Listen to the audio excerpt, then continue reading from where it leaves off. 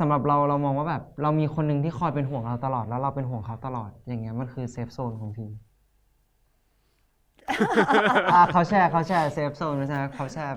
แต่อย่างผมอย่างเงี้ยหมายถึงคาแรคเตอร์เต๋อะไรเงี้ยมันจะมีความแบบอะไรอย่างเงี้ยมันจะมีความแบบมันคืออะไร คืออะไรอยากเล่นเป็นพจมานอ่ะเล่น2คาแรคเตอร์ให้ดูหน่อยร้องไห้ดีใจดีใจแล้วแต่ว่ามาสปิดอยู่ร้องไห้เออร้องไห้ร้องไห้แล้วแต่ว่าแมสบังอยู่ไงมันอยู่น้ำตาจะบังได้ไงก็รอเล่นเป็นพจมานเนี่ย พี่ยงไปเป็นพจมานได้ไหมครับได้ครับพี่ยงให้ละ ได้ โอเค ถ้าความ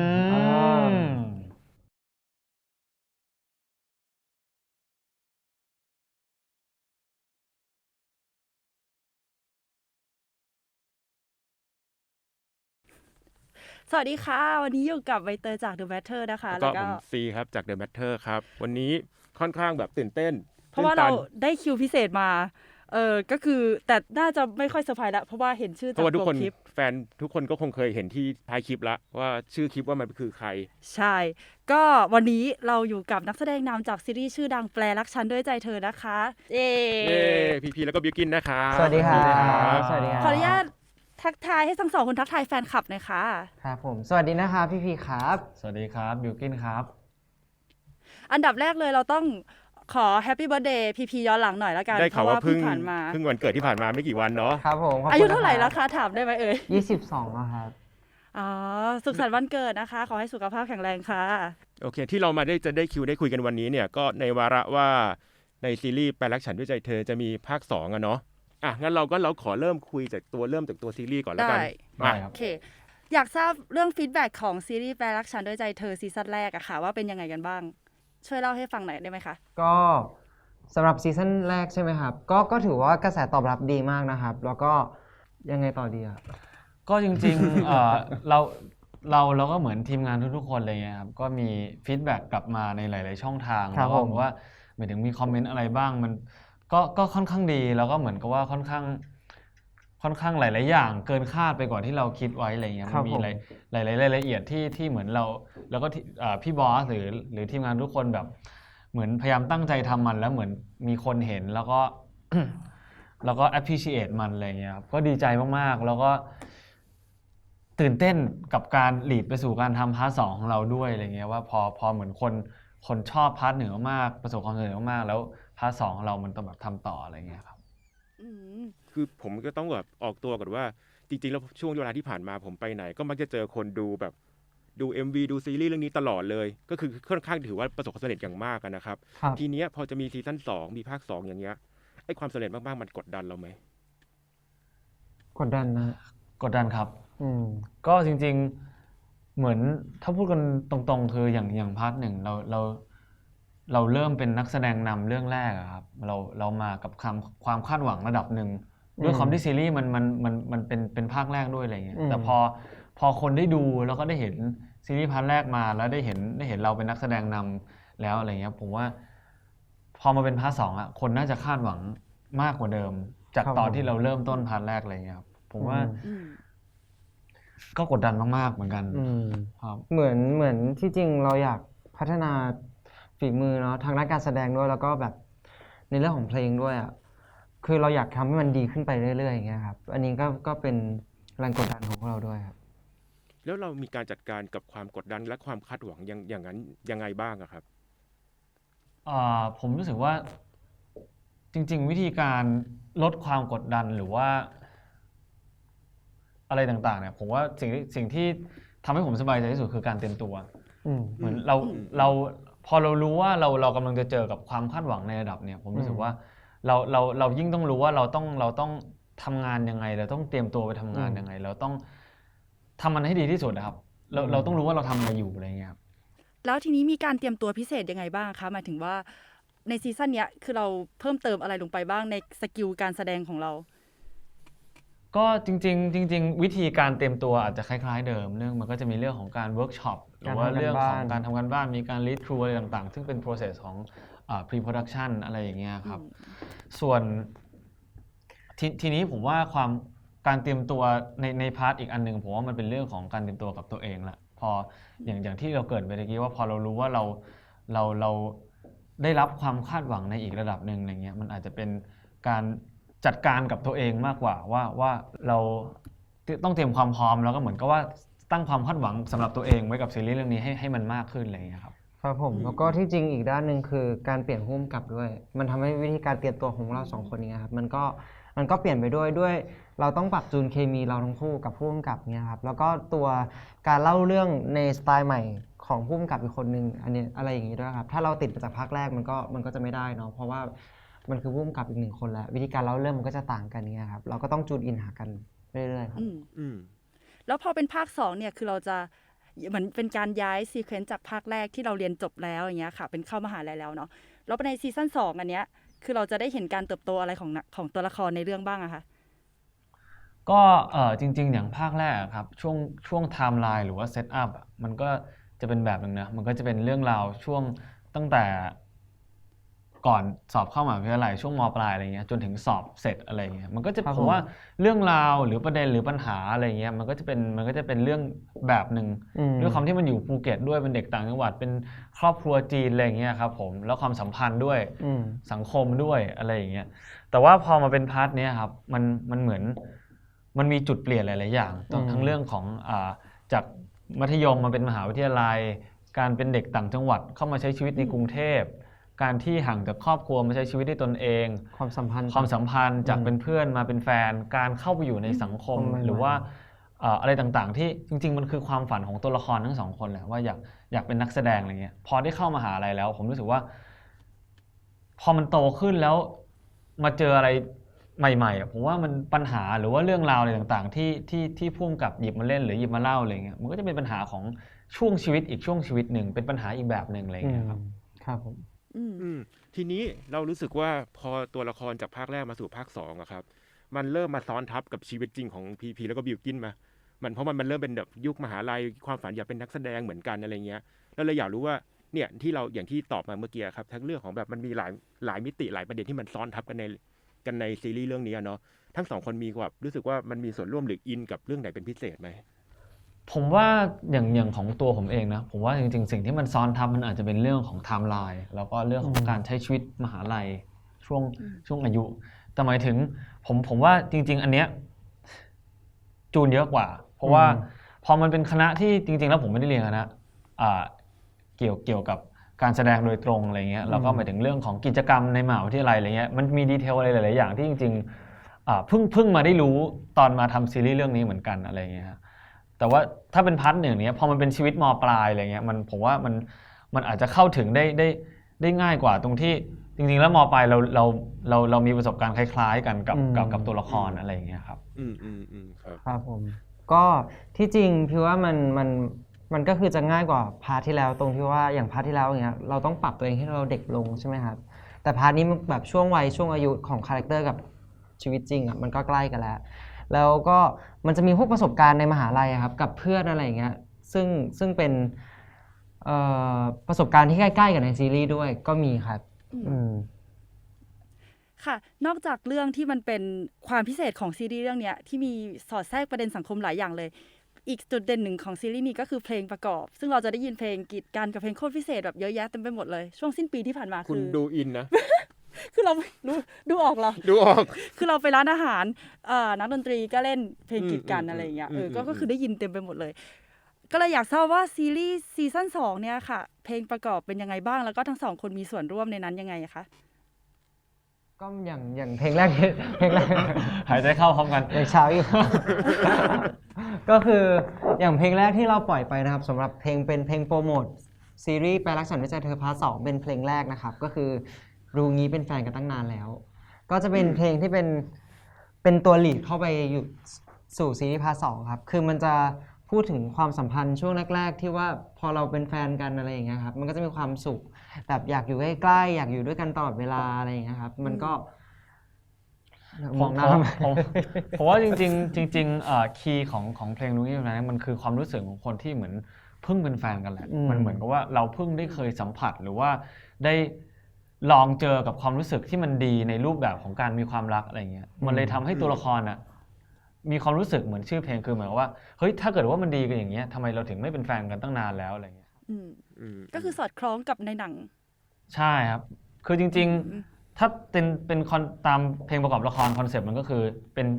การเล่าอินเนอร์หรือว่าเรื่องราวที่มันรีเลทกับละครอะไรอย่างเงี้ยครับอย่างเพลงรู้งี้เป็นแฟนกันตั้งนานเลยเนี่ยมันก็จะรีเลทกับเต๋กับโบเอ๋วที่เพิ่งเป็นแฟนกันในช่วงต้นของพาร์ทสองเชื่อมมาจากพาร์ทหนึ่งใช่ไหมครับจริงๆมันก็จะมีเพลงอื่นๆอีกในระหว่างทำอะไรของซีรีส์อะไรเงี้ยก็จะเป็นเพลงที่เหมือนกับว่าบอกเล่าความรู้สึกหรือเรื่องราวของตัวละครในแต่ละ EP หรือแต่ละช่วงไปอะไรเงี้ยครับ ทีนี้เดี๋ยวก่อนที่จะไปถึงเพลงอื่นๆในตอนถัดไปนะครับ อันนี้เห็นมันชื่อภาษาอังกฤษว่าเซฟโซนอยากรู้ว่าแบบเซฟโซนของทั้งสองคนเนี่ยมันเป็นเรื่องไหนบ้างพอจะเล่าให้ฟังได้ไหม อาจจะเป็นสิ่งของสถานที่หรือว่าเป็นคนก็ได้ค่ะที่ทำให้เรารู้สึกเหมือนว่าตรงเนี้ยคือที่ปลอดภัยของฉัน จริงๆเพลงลูกนี้เป็นแฟนกันตั้งนานแล้วเนี่ยจริงๆผมกับพีพีมีโอกาสได้เข้าไปแชร์เกี่ยวกับประสบการณ์หรือว่าอินเนอร์ของความรู้สึกที่มันตรงกับเพลงอะไรเงี้ยเหมือนไปแชร์อินพุตอะไรเงี้ยจริงๆเขาว่าเซฟโซนเนี่ยมันเป็นคำที่ผมแชร์ไปให้พี่ทีมแต่งเพลงฟังว่าพอ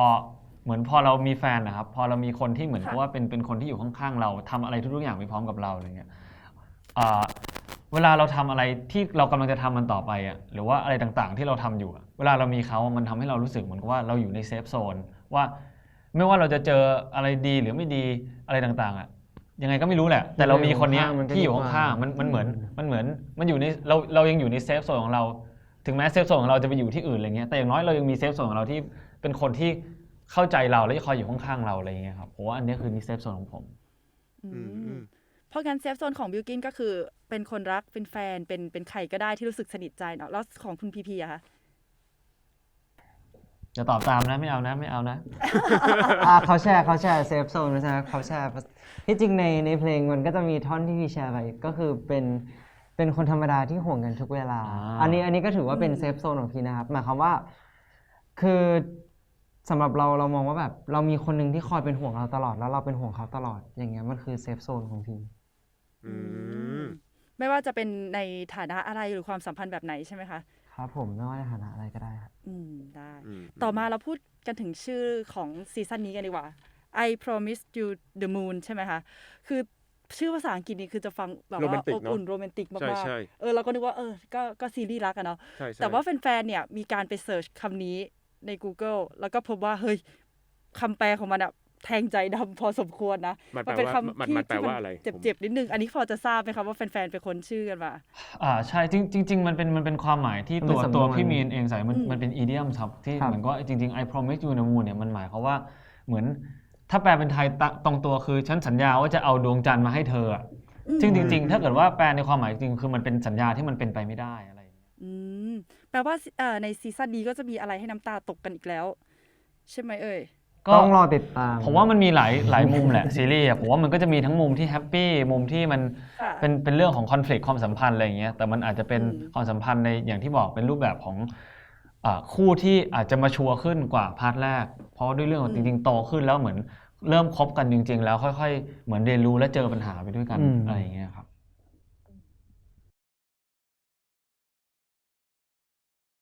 ก็คือการที่ทั้งสองคนเนี่ยได้เป็นนักแสดงนำที่ประสบความสำเร็จในซีรีส์เรื่องนี้ค่ะได้เรียนรู้อะไรจากการแสดงหรือการทำงานหรือบทเรียนอะไรต่างๆที่ได้จากเรื่องนี้บ้างอะคะจริงๆผมว่าการแสดงน่ะไม่ใช่แค่เรื่องนี้นะครับหมายถึงทั้งหมดผมรู้สึกว่าสิ่งที่ผมได้เรียนรู้จากมันมากที่สุดคือเราได้ลองเข้าไปค้นความรู้สึกเข้าไป explore ความรู้สึกว่าจริงๆแล้วบางอย่างของตัวละครเราไม่เคยรู้สึกแบบนั้นเราไม่เคยเจอหรือว่ามีประสบการณ์ชีวิตแบบนั้นอะไรอย่างเงี้ยครับการที่เราได้ลองเอาตัวเองเข้าไปเป็นตัวละครลองไปเชื่อแบบตัวละครลองไปเจอแบบตัวละครอะไรเงี้ยมันทำให้เราเข้าใจความเป็นมนุษย์มากขึ้นครับมันทำให้เราเข้าใจว่าจริงๆแล้วการที่คนนึงทำสิ่งหนึ่งหรือว่ารู้สึกสิ่งหนึ่งจริงๆแล้วมันเป็นยังไงมันเพราะอะไรแล้วมันส่งผลยังไงอะไรอย่างเงี้ยมั้งครับค่ะคุณพีอะคะครับผมก็จะตอบตามนะเฮ้ยไม่เอานะเฮ้ยอย่าตอบตามนะเฮ้ยจะลอกกันไม่ได้นะคะไม่ที่จริงรู้สึกว่ามันคือเอาจริงสำหรับพี่รู้สึกว่าแปลรักฉันด้วยใจเธอเนี่ยมันทำให้พี่โตตามกับคาแรคเตอร์ไปเลยคือที่จริงมันคือทุกอย่างครับหมายความว่าทั้งการพัฒนาตัวเองการได้ทำในสิ่งใหม่ๆการได้ลองเปิดใจทำสิ่งใหม่การออกมาจากกรอบของตัวเองหรือว่าแบบ การที่เรามีหน้าที่เยอะขึ้นความรับผิดชอบที่มันมากขึ้นตามมาอะไรอย่างเงี้ยครับการวิธีการทำงาน การ manage จัดการชีวิตตัวเองเวลาทุกๆอย่างครับค่ะ มันทำให้เราแบบเราโตไปพร้อมกับแปลรักฉันจริงๆครับ อื อื ม ม คือเมื่อกี้สนใจที่คุณบิวกินตอบมากเลยก็คือการได้เข้าไป explore ในจิตใจของตัวละครตัวนั้นอะ อืม ทีนี้มันก็เลยลีดไปสู่คำถามต่อไปที่อยากทราบก็คือทั้งสองคนรู้สึกยังไงกับตัวละครที่ตัวเองได้รับบทบาทมาค่ะคือชอบหรือไม่ชอบในตัวโอเอ๋วกับเต๋อะหรือเคยมีความคิดที่ขัดแย้งไหมว่าเฮ้ยทำไมตัวละครที่เราแสดงถึงทำอย่าง ทำแบบ นี้พูด นั้น แบบ ตัดสิน นี้ ใจ อะไร แบบนี้ ใช่เคยมีสักพาร์ทไหมคะที่รู้สึกตอนแสดง ของผมเนี่ยจริงๆพาร์ทหนึ่งอ่ะผมไม่ค่อยมีจริงๆจะชอบแล้วก็เหมือนกับว่ามันพูดว่ายังไงอ่ะเหมือนเรามีแพชชั่นไปกับมันนะครับเราอินไปกับมันอ่ะพอเราได้เข้าไม่ค่อยมีอะไรที่จูนไม่ค่อยติดเท่าไหร่ด้วยความที่เหมือนเป็นพี่บอสด้วยอะไรเงี้ยเราเคยทำงานกับเขามาก่อนในรักสุดใจด้วยอะไรเงี้ยเหมือนพอเขามากำกับแล้วจริงๆผมมีโอกาสได้เข้าไปเหมือนสัมภาษณ์ตอนที่เขาเขียนบทด้วยอะไรเงี้ยเลยมีการเหมือนแชร์อินพุตหรือว่าประสบการณ์ช่วงม.ปลายด้วยเลยมันเลยมีหลายอย่างที่เหมือนมาจากตัวเองด้วยอะไรเงี้ยครับ อืม มันเลยยิ่งจริงๆไม่ค่อยมีอะไรที่ไม่ค่อยตรง อาจจะมีอะไรที่ไม่เคยรู้บ้าง แต่ว่าให้พี่บอสหรือว่าพี่ยงอะไรเงี้ยช่วยอธิบายให้เราเข้าใจได้ แต่ว่าไม่ค่อยติดกับอะไรเท่าไหร่ แล้วก็จริงๆรู้สึกว่าชอบเข้าไปเป็นตัวละครเต๋ของพาร์ทหนึ่งมากอะไรเงี้ยส่วนพาร์ทสองผมว่าเหมือนจริงๆพอเป็นพี่มีเราไม่เคยทำงานกับเขาด้วยอะไรเงี้ยนี่เป็นครั้งแรกก็มีการปรับจูนกันนิดหน่อยเรื่องของอินเนอร์ตัวละครอะไรเงี้ยจริงเพราะว่าเหมือนวิธีการเล่าหรืออะไรต่างๆอะไรเงี้ยมันเป็นวิธีใหม่ที่เราไม่เคยทำงานแบบนี้ด้วยอะไรเงี้ยก็เลยอาจจะต้องมีการจูนนิดหน่อยอะไรเงี้ยครับ อืม อืม คุณพี่อะคะรู้สึกยังไงกับโอเอ๋วในซีรีส์บ้าง ที่จริงพี่ว่าเราสองคนอยู่กับตัวละครเต๋อโอเอ๋วเนี่ยมาตอนนี้ก็จะเกือบ2 ปีแล้วครับแล้วก็ ค่ะ ที่จริงพี่ว่าตัวละครเนี้ยอย่างแรกคือมันพัฒนามาจากพวกเรา2 คนเนาะเพราะฉะนั้นพี่ว่าครึ่งหนึ่งของโอเอ๋วก็คือครึ่งหนึ่งของตัวพี่ครับ เพราะฉะนั้นแบบมันอาจจะมีความไม่เข้าใจบ้างแบบในอินเนอร์ในคาแรคเตอร์นั้นอะไรอย่างเงี้ยครับเพราะว่าสุดท้ายเขาก็จะไม่เหมือนเราทั้งหมดเพราะเขาแค่ก็คือครึ่งหนึ่งของเราอะไรเงี้ยครับแต่อีกครึ่งหนึ่งก็คือแบบก็คือตัวเราเลยแล้วมันคือความผูกพันที่เรามีต่อคาแรคเตอร์นี้ด้วยแล้วเราใส่ตัวเองเข้าไปในบทบาทนี้ได้แบบเต็มที่อย่างเงี้ยครับไอ้ครึ่งหนึ่งที่อยู่ในนั้นเนี่ย พอเล่าได้ไหมครับว่าครึ่งไหนอยู่ครึ่งไหนไม่อยู่บ้าง ครึ่งซ้ายครับ โอเค ได้ ครึ่งบนแล้วกัน ยังไง ไม่เริ่มไม่ใช่คนละเนี่ย ก็ เพราะที่ก็จริงๆค่ะ ผมว่าเรื่องหลักๆน่าจะเป็นอินเนอร์ครับหมายถึง แล้ว วิ ก็ ธี ประสบการณ์บางอย่างในชีวิต ใช่ประสบการณ์บางอย่าง ครับ อินเนอร์หรือว่าวิธีคิด อืม อะไรต่างๆอะไรเงี้ยแต่หมายถึงส่วนที่มันอาจจะห่างอาจจะเป็นเรื่องของแบ็กกราวด์ ครั อบ ย่างเช่น เราอาจจะอยู่กรุงเทพตัวละครอาจจะอยู่ภูเก็ตอะไรอย่างเงี้ยครับ ค่ะ หรือว่าเรื่องของดีเทลของคอนดิชันชีวิตอะไรเงี้ยพี่น้องกี่คนการแบบอินกับการแบบเหมือนมีแม่เป็นยังไงอะไรอย่างเงี้ยผมว่าแฟกเตอร์รอบๆตัว ครับผม มันอาจจะถูกดัดไปจากชีวิตจริง มันคือแบบบรรยากาศรอบนอกสิ่งแวดล้อมอะไรเงี้ยมันอาจจะแบบไม่เหมือนชีวิตจริง แต่ว่าอินเนอร์ข้างในอย่างเงี้ยครับ สมมติออกมาจากเตกับโอเอ๋วบ้าง พูดถึงเส้นทางการแสดงในอนาคตอย่างเงี้ยค่ะ มีบทบาทไหนบ้างที่ทั้งสองคนอยากลองแสดงดูในสักครั้งหนึ่งในชีวิตอะค่ะ อยากเล่นเป็นพจมานอะ เดี๋ยว ถ้าเกิดมีรีเมคก็คือให้คุณพีไปเป็นพจมานได้ใช่ไหมคะ ได้พี่ยงไปเป็นพจมานได้ไหมครับ ได้ครับพี่ยงให้ละ ได้ โอเค ถ้าเขา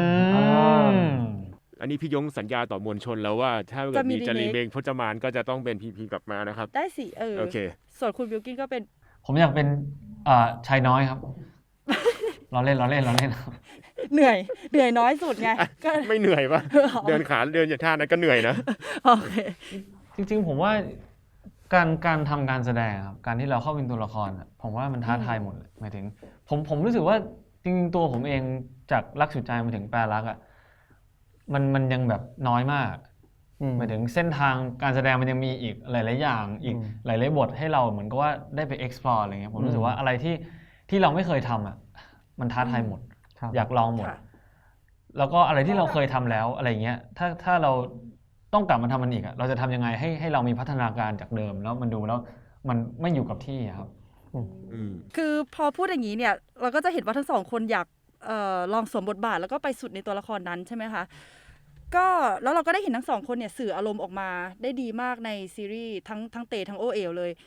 อยากรู้ว่าตอนที่แสดงเนี่ยมันจะต้องอินแล้วก็ต้องจมกับตัวละครนั้นสักพักใหญ่ๆเลยเนาะอยากทราบว่ามันกระทบอะไรกับการใช้ชีวิตจริงของเราหรือเปล่าคะแล้วก็มีการเอาตัวเองออกมาจากจุดนั้นยังไงบ้างผมว่าเราอาจจะโชคดีอย่างหนึ่งตรงที่จริงๆอินเนอร์หลายๆอย่างของตัวละครมันมีส่วนหนึ่งที่มันตรงกับชีวิตเราแล้วก็ผมรู้สึกว่าด้วยคาแรคเตอร์พูดตรงๆคืออาจจะไม่ได้ห่างมากอาจจะมีปรับนิดหน่อยแต่ว่าไม่ได้ถึงขั้นว่าพลิกไปเป็นอีกคนหนึ่งอะไรอย่างเงี้ยมันเลยทำให้จริงๆกับชีวิตจริงก็ไม่ได้รู้สึกว่ากระทบขนาดนั้นอะไรเงี้ยหมายถึงว่าพอช่วงที่เราจูนอินเข้าไปเป็นตัวละครเนี่ยเราสามารถใส่อะไรต่างๆความเป็นตัวละครได้โดยที่เหมือนจริงๆมันก็ติดมากับชีวิตประจำวันบ้างนิดหน่อยอะไรเงี้ยแต่ว่าแต่อย่างผมอย่างเงี้ยหมายถึงคาแรคเตอร์เต๋อะไรเงี้ยมันจะมีความแบบอะไรอย่างเงี้ยมันจะมีความแบบคืออะไรเจสเจอร์มันจะมีความแบบมันจะมีความแบบหมายถึงเรื่องท่าทางหรือการสัมผัสอะไรงี้มั้งที่เหมือนกับว่าเคยจูนกับพี่บอสเลยเหมือนเราติดกับสิ่งนั้นอะไรเงี้ยของพี่พยายามที่จะเวลาคัดออกจากซีนแล้วพยายามจะแบบ move ตัวเองออกมาเลยจากคาแรคเตอร์ครับเพื่อที่ว่าบางครั้งพอมันเป็นซีนอารมณ์หรือซีนดราม่าอะไรเงี้ยครับถ้าเรายังฝังเข้าไปอยู่ในคาแรคเตอร์อะไรเงี้ยครับมันอาจจะไม่เฮลตี้กับเราด้วยอย่างเงี้ยครับในเล่น2คาแรคเตอร์ให้ดูแล้วสำหรับซีนถัดไปด้วยไงซีนถัดไปอาจจะไม่ใช่ซีนอารมณ์ก็ได้อย่างงี้เล่น2คาแรคเตอร์ให้ดูหน่อยได้ร้องไห้ดีใจแล้วแต่ว่ามาสปิดอยู่ร้องไห้ร้องไห้แล้วแต่ว่าแมสบังอยู่ไงมันอยู่น้ำตาจะบังได้ไงก็รอเล่นเป็นพจมานเนี่ย คือถักเฟียรอแล้วนะคะตอนนี้มาต่อไปคำถามต่อไปเนี่ยคือซีรีส์เรื่องนี้จะเน้นเรื่อง coming of age ของวัยรุ่นเนาะซึ่งเป็นช่วงค้นหาตัวเองของวัยรุ่นที่ทุกคนต้องเจออยากรู้อยากลองอะไรหลายๆอย่างอะไรเงี้ยอยากให้ทั้งสองคนในฐานะที่ก็อยู่ในช่วงวัยนี้เหมือนกันแล้วก็เคยผ่านมาส่วนหนึ่งแล้วจากตอนม.ปลายขึ้นมามหาลัยมาอะไรอย่างเงี้ยเนาะอยากจะให้เหมือนแบบว่าช่วยแนะนำหรือมีเหมือนเมื่อฝากอะไรถึงแบบบรรดาวัยรุ่นหน่อยครับเพราะว่าหลายๆครั้งเนี่ยcoming of ageมันก็อยากรู้อยากลองแต่ว่ามันก็ไม่เคยลองมันก็ไม่เคยทำมันก็ไม่รู้หรอกว่าอันไหนจะดีแล้วเราจะรู้ได้ไงว่าอันไหนที่มันใช่เราอันไหนที่มันเป็นตัวเราหรือสิ่งที่เราต้องการอะไรเงี้ยมีคำแนะนำอะไรให้กับบรรดาวัยรุ่นทั้งหลายที่ค้นหาตัวเองอยู่บ้างครับ